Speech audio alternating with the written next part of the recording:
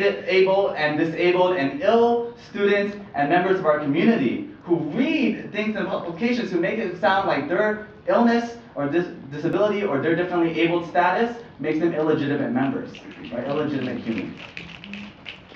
The issues about diversity, the issues about campus climate. As a student government, my belief that your responsibility is to these issues. Your responsibility is to these issues. And if it does come down, it's the Supreme Court's responsibility to constitutionality. You don't have to worry about that here. But to be honest, to be completely honest, the student publication issue, the student media issue is somewhat irrelevant. It's somewhat irrelevant. Students of color, our issue is to get students of color in the university, to graduate from the university, to achieve better lives. Our issue is that to get LGBT students or students from oppressed communities to feel comfortable on their campus. Our issue is to have students leave educated and to leave with understanding for fellow citizens. The student publications is an example of this issue. They're examples of the issue, but not really the issue itself. Right? And to those issues, to that struggle, I think we as students have an obligation to our university to fight for those causes. Thank you for your time.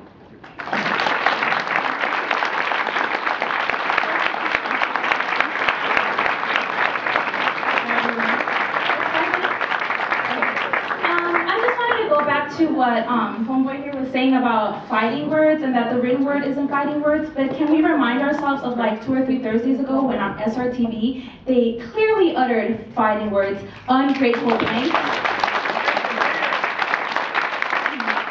I'd also like to remind everyone that this isn't really a debate about free speech, but funding as a privilege and what kind of privilege people can or cannot get.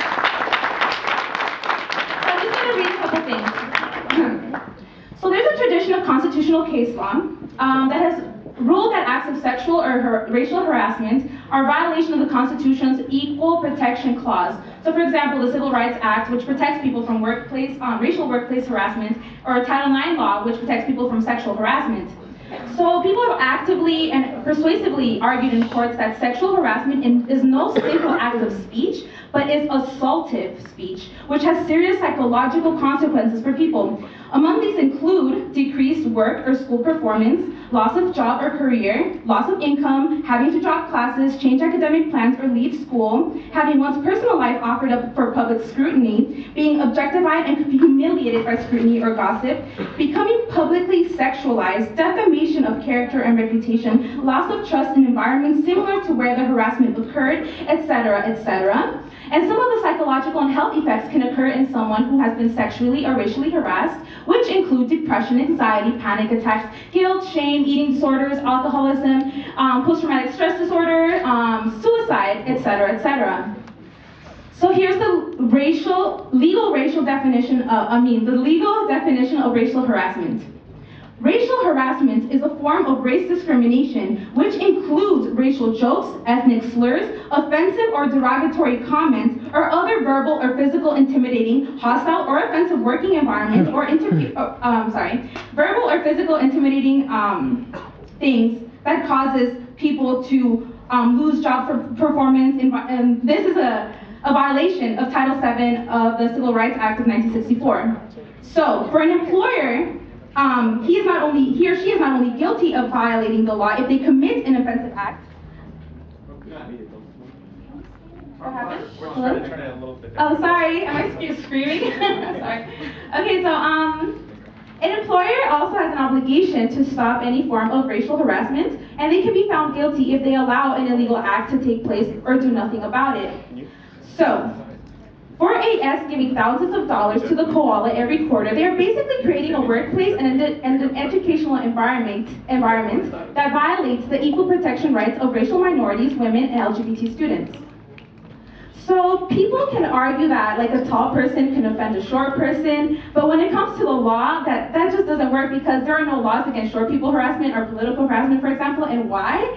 This is because courts have acknowledged the overwhelming amount of psychological research and psychological evidence that suggests that racially and sexually inflammatory behavior can have such much more adverse consequences on the person at the receiving end of any kind of offensive behavior. So it's important to note that even when an institution does not commit acts of harassment, racial or sexual or any of these things, they have an institutional climate that acquiesces to individual acts of harassment, and they can be considered legally complicit within it, and they can be sued. AS. So the thing that like in terms of the koala, they just don't verbally attack groups of people, but they also attack individuals, which can legally be considered libel and slander. And in certain parts of the country, not in California, but in other states, this is considered a criminal offense. You can look this up online. So that's it. Happy voting.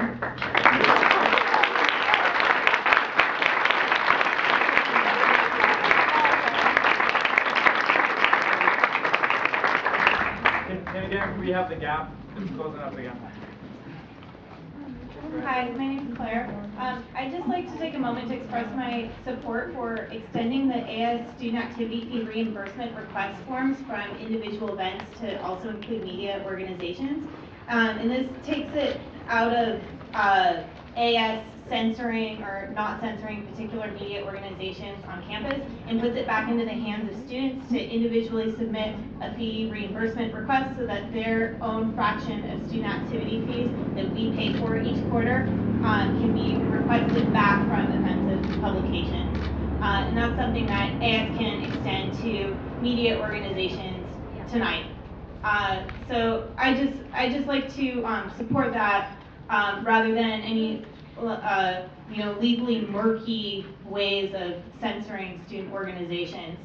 Also, I would like to express my support for media organizations receiving designated funding rather than having to like apply on a per event or like per paper basis, because AS clubs receive yearly funding, and it would really disrupt the way media organizations operate to change the funding structure so that it's like a per event or per published paper basis, which I had heard discussed earlier. So, extend this form to include media organizations tonight, please.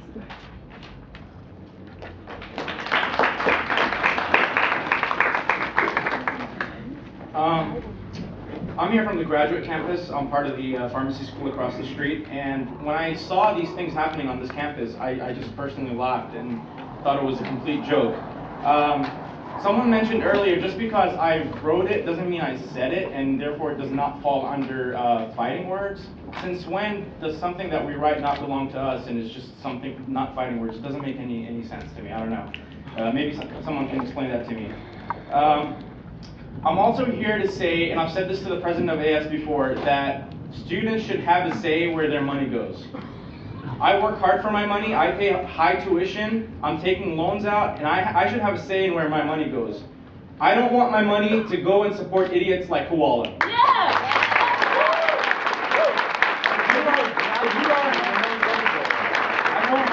Go talk outside. If you're a moron and you want to support Koala, be my guest. I'm not stopping you, but there should be an amendment that stops that if you're a student and you don't want your money to go to Koala, then let it be. I can't even believe we're discussing this issue in this campus. I'm from another country. I come from New Zealand, and if I was back there and something like that happened in my country, such people like Koala would be persecuted and thrown in jail with big fines. I can't believe we're having this freaking debate in the United States of America. I can't believe this. Go China! All right. Free speech that incites hatred and laughter at others is racism. That's all I gotta say.